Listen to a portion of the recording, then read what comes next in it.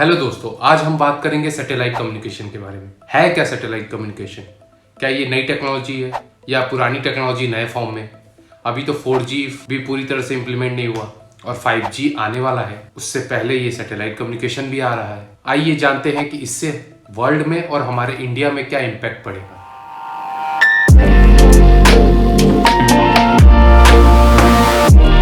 Satellite communication कोई नई चीज नहीं है। सैटेलाइट कम्युनिकेशन का हम यूज डेली बेसिस पे करते हैं। जैसे GPS हो गया, या आपके यहाँ डिश टीवी लगा हुआ है तो आपका जो डेटा आता है टीवी पे, चैनल्स आते हैं, वो सैटेलाइट के थ्रू ही आते हैं। ये सैटेलाइट्स जियो स्टेशनरी ऑर्बिट में ट्रैवल करते हैं। अर्थ से 38,500 किलोमीटर की दूरी पर हैं ये। जियो स्टेशनरी सैटेलाइट्स स्टेशनरी नहीं होते जैसा उसका नाम बोल रहा है, पर वो अर्थ की स्पीड के हिसाब से चलते हैं। तो ग्राउंड स्टेशन से अगर आप देखें तो वो स्टेशनरी ही लगेंगे। GSO satellites one two many connections के लिए बहुत ही इफेक्टिव और एफिशिएंट वे है। बट अगर आपको 1 to 1 कम्युनिकेशंस करने हैं और फास्टर वे में करने हैं तो वो लैग करता है कहीं पे। तो उसकी जगह हम फाइबर यूज करते हैं, ऑप्टिकल फाइबर, जहां पे हमको 100 Mbps से स्पीड मिलती है, 1 Gbps तक जा सकता है। अब ऑप्टिकल फाइबर को टक्कर देने के लिए आप जियो स्टेशनरी सैटेलाइट्स का तो यूज कर नहीं सकते, तो उसके लिए ये सॉल्यूशंस आए हैं। हमारे ऑर्बिट्स जो हैं 3 पार्ट में डिवाइडेड है: lower earth orbit, medium earth orbit and Jio stationery earth orbit. तो जो ये सैटेलाइट्स हैं ये हम लॉन्च कर रहे हैं लोअर अर्थ ऑर्बिट के लिए, जो 500 किलोमीटर से लेकर 1200 किलोमीटर की रेंज में रहते हैं, जिनकी डिस्टेंस कम है कंपैरेटिवली। सो डेटा का ट्रेवल टाइम है वो कम रहेगा और आप डायरेक्ट डेटा स्पीड में और लोअर लेटेंसी रेट में आप भेज सकते हैं। 1 to 1 communication, 1 to many communications भी कर सकते हैं। पर अब इश्यूज क्या है इसमें? लोअर अर्थ ऑर्बिट में आपकी सैटेलाइट स्टेशनरी नहीं रहती है, उनकी स्पीड अलग रहती है अर्थ की स्पीड से, वो फास्टर वे में मूव करते हैं। अब इसको ओवरकम करने के लिए हमको नंबर ऑफ सैटेलाइट्स इंक्रीज करनी पड़ेगी। नंबर ऑफ सैटेलाइट्स इंक्रीज करने का मतलब है कि आपके जो स्पेस को कवर करना है, आपके जो एरिया लैंड मास कवर करना है, उसके लिए ज़्यादा से ज़्यादा सैटेलाइट्स चाहिए।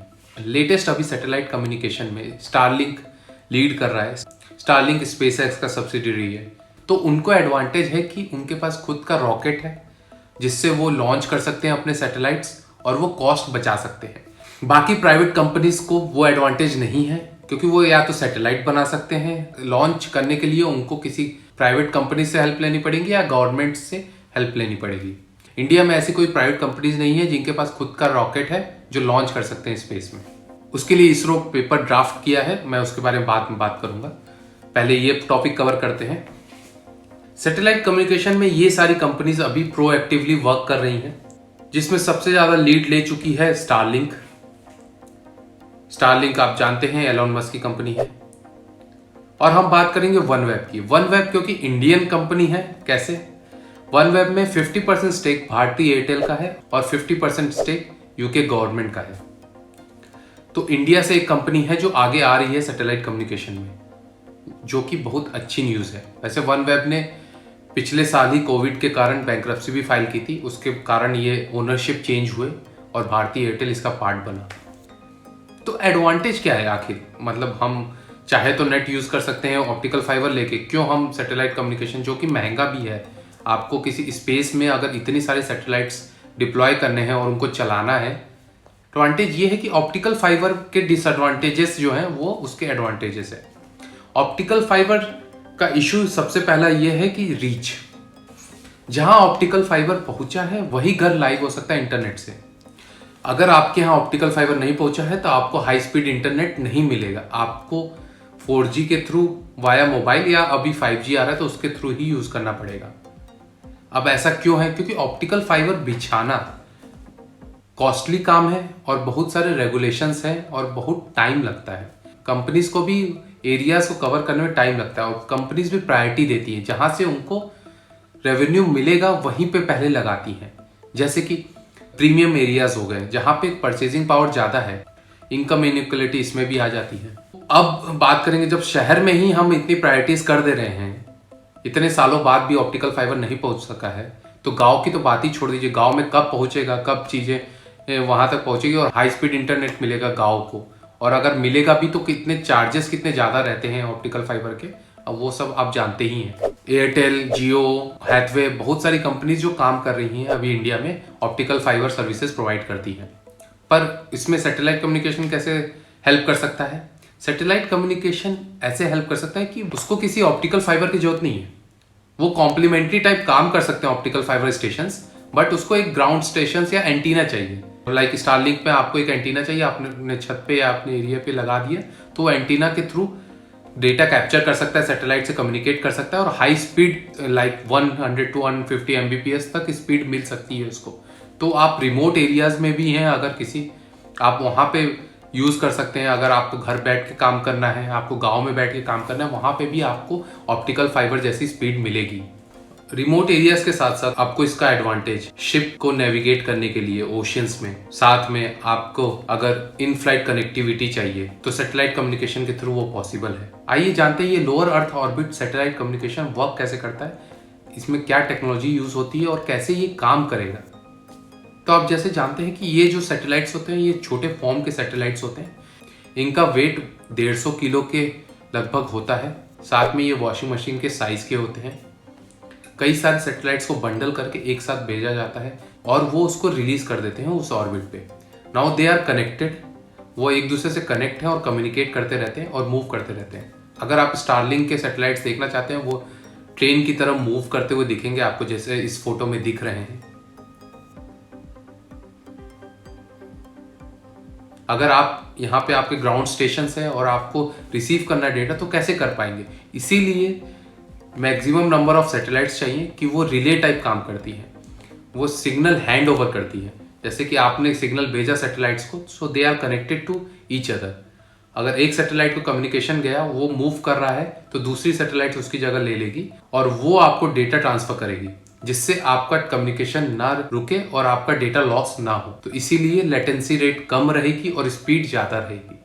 ये हैंड ओवर सिग्नल्स अचीव करने के लिए इनमें कॉम्प्लेक्स प्रोग्रामिंग की गई है जो एक दूसरे से सैटेलाइट कम्युनिकेशन करते हैं। अब इतनी सारी कंपनीज इतने सारे सैटेलाइट्स लोअर अर्थ ऑर्बिट में डालेगी, सो कोलिजन होने की संभावना बहुत ज़्यादा है। ये एक प्रॉब्लम खड़ी होती है। अगर आप leolabs.space वेबसाइट पे जाएं और देखें लोअर अर्थ ऑर्बिट में कितने करेंटली मूव कर रहे हैं सैटेलाइट्स, तो ग्रीन कलर में आपको दिख रहा है वो लोअर अर्थ ऑर्बिट में सैटेलाइट्स एक्टिव हैं जो अभी अर्थ को कवर कर रहे हैं। अगर मैं स्पेस डेब्री में जाऊं तो क्लिक करूं तो ये जो पिंक में आपको दिख रहे हैं ये डेब्रीज है, मतलब ये किसी काम के नहीं, कचड़े हैं, ऐसे ही स्पेस में घूम रहे हैं जो पुराने सैटेलाइट्स हो गए या डीकमीशन्ड हो गए। सो इससे बचने के लिए कोलिजन डिटेक्शन मैन्यूवर्स अप्लाई कर रहे हैं अपने सिस्टम में कि सारी कंपनीज एक दूसरे से कम्युनिकेट करें और there is no collision, because if something happens, अगर एक दूसरे से टकरा गए सैटेलाइट्स तो लॉस भी होगा और साथ में नीचे रह रहे लोगों को भी हार्म हो सकता है, पॉसिबिलिटी है। तो ये सबसे बड़ा प्रॉब्लम है जिसकी सॉल्यूशन निकालना है। दूसरा इशू है ऑप्टिकल एस्ट्रोनॉमी। बिकॉज ये सैटेलाइट्स बहुत ज़्यादा रिफ्लेक्ट करते हैं लाइट को, तो जो नीचे ग्राउंड स्टेशन है, ऑब्जर्वेटरीज है, उनको रॉन्ग रीडिंग्स मिल सकती हैं। वो स्टार्स और गैलेक्सी को ऑब्जर्व करते हैं, तो उनके भी इश्यूज हैं जो स्टारलिंक और बाकी जो कंपनीज हैं उनको एड्रेस करना पड़ेगा। एक सॉल्यूशन हो सकता है कि आप सैटेलाइट्स को डार्कर कलर में पेंट करें कि वो रिफ्लेक्ट ना करे लाइट। तो ये कितनी दूर है अभी ये सैटेलाइट कम्युनिकेशन? क्या ये बहुत फार फेच्ड है? ऐसा नहीं है कि लोअर अर्थ ऑर्बिट में सैटेलाइट भेजने की पहले किसी ने कोशिश नहीं की, पहले भी कोशिश कर चुके हैं लोग, पर कई सारी कंपनीज बैंकरप्ट हो गई, कई सारी कंपनीज ने ड्रॉप कर दिया आइडिया, क्योंकि उस समय टेक्नोलॉजी उतनी एडवांस नहीं थी, साथ में जो कॉस्ट था वो बहुत ज़्यादा हाई था, इतनी डिमांड नहीं थी डेटा की। आजकल अगर आप देखें तो बहुत ज़्यादा डिमांड आ चुकी है डेटा की। हाई स्पीड इंटरनेट चाहिए सबको, HD कंटेंट देखना है, 4K 8K तक आ चुका है, तो सबको कंटेंट चाहिए, तो हाई स्पीड नेट भी चाहिए। और अब इंटरनेट एक नेसेसिटी हो गई है बहुत लोगों के लिए। Still 50% of population is not connected to the internet in 2021, और ये फ्यूचर है, वायरलेस फ्यूचर है। आप डिपेंड नहीं कर सकते ऑप्टिकल फाइबर हर जगह पहुंचे और उतना कॉस्ट उठाए। अगर जब सैटेलाइट्स ऊपर चली जाएगी तो उनका कॉस्ट धीरे धीरे नीचे आने लगेगा और ईयरली बेसिस पे वो कवर करेंगे उसको। अब इंडिया कहाँ है इसमें? देखा जाए तो इंडिया अभी थोड़ा सा पीछे है इस चीज में, क्योंकि हमने अभी तक पॉलिसीज ही नहीं बनाई है। इसरो ने पिछले साल ड्राफ्ट की है पॉलिसी और डिस्कशन के लिए उसको डाला है कि प्राइवेट प्लेयर्स को हम इनवाइट करें सैटेलाइट कम्युनिकेशंस में, जो कि इंपॉर्टेंट है। इसरो हर चीज नहीं कर सकता, प्राइवेट प्लेयर्स का पार्टिसिपेशन बहुत इंपॉर्टेंट है। प्राइवेट प्लेयर्स आ जाएंगे तो इस इंडस्ट्री को बूम मिलेगा। यूएस इसमें भी नंबर 1 हो रहा है, क्योंकि देखा जाए जैसे जीपीएस टेक्नोलॉजी है, GPS technology is from US. अब यूएस के ऊपर हम डिपेंडेंट थे, जैसे कि कारगिल वॉर हो गया, हमको जीपीएस कोऑर्डिनेट्स नहीं दिए गए थे उस समय। अगर हमको जीपीएस कोऑर्डिनेट्स मिल जाते तो हो सकता था युद्ध कुछ और होता, हमको कब नुकसान होता। तो हमने बाद में सीखा इससे और नाविक अपना लॉन्च किया। स्टिल इंडिया को थोड़ा एग्रेसिव होना चाहिए और जल्दी से जल्दी प्राइवेट प्लेयर्स को इनवाइट करना चाहिए इसमें। इसरो को भी स्टेप लेने चाहिए कि सैटेलाइट कम्युनिकेशंस में, और हमको नंबर 1 हो रहना चाहिए कि हम किसी के डिपेंडेंट ना हो। क्योंकि एलॉन मस्क की कंपनी स्टारलिंक ट्राई से बात कर रही है कि हमको लाइसेंस दीजिए आप यहाँ पे सिग्नल को डिस्ट्रीब्यूट करने का। तो सारी जो इंडियन कंपनीज हैं वो डिपेंड हो जाएगी यूएस की स्टारलिंक पे, और उनसे लाइसेंस लेगी और उनको पे करेगी रॉयल्टी और उनका नेट यूज करेगी। तो वो ऑब्वियसली महंगा होगा।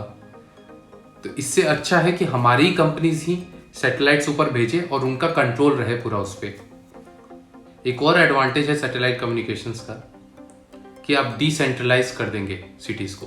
डिसेंट्रलाइजेशन बहुत ज़्यादा जरूरी है, क्योंकि हमारी जो मेट्रो सिटीज हैं वो ओवर पॉपुलेटेड है और जो इंफ्रास्ट्रक्चर है वो फेल कर रहा है उस ओवर पॉपुलेशन को हैंडल करने के लिए। अगर गांव-गांव या छोटे शहरों तक हाई स्पीड इंटरनेट पहुंच जाएगा तो लोगों को बड़े शहर में आने की ज़रूरत नहीं पड़ेगी और वहीं से वो काम कर सकते हैं। कई सारी चीज़ें आईटी कंपनीज जो हैं वो डिसेंट्रलाइज कर सकती हैं, लोगों को बोल सकती हैं आप वर्क फ्रॉम होम करिए अपने विलेजेस से या कहीं से। तो उससे क्या होगा, पॉपुलेशन हमारी डिस्पर्स हो जाएगी और एक सिटी पे इतना लोड नहीं आएगा। साथ में इनकम भी डिस्ट्रीब्यूट होगी। अगर बंदा विलेज में रह रहा है या छोटे सिटीज़ में रह रहा है, वहाँ पे कमाएगा तो वहीं खर्च करेगा। मेरे हिसाब से टेक्नोलॉजी फ्यूचर में बहुत अच्छी अपॉर्चुनिटीज़ ला सकती है हमारे विलेजेस के लिए और छोटे सिटीज़ के लिए। इंडिया को भी इसमें रिप्रेजेंट करना चाहिए, अच्छे से भागीदारी दिखानी चाहिए। भारतीय एयरटेल कर रही है, पर वो कितनी सक्सेसफुल होगी क्योंकि यूके गवर्नमेंट भी उसमें इन्वॉल्व है। मैं एक्सपेक्ट करूँगा कि अच्छी कॉम्प्रहेंसिव स्पेस पॉलिसी आए और ऑर्बिट्स में हमारे भी सैटेलाइट्स हों जिसको हम यूज़ कर सके और दूसरे कंट्रीज़ को भी हम बेच सके वो टेक्नोलॉजी, जिससे इंडिया में इनफ्लो बढ़ेगा मनी का। इस वीडियो को यहीं समाप्त करते हैं। अगर आपको लगता है कि इसमें मैंने कुछ मिस किया या कुछ और टॉपिक्स पे मुझे कवर करना चाहिए तो आप कमेंट्स में बता सकते हैं। धन्यवाद।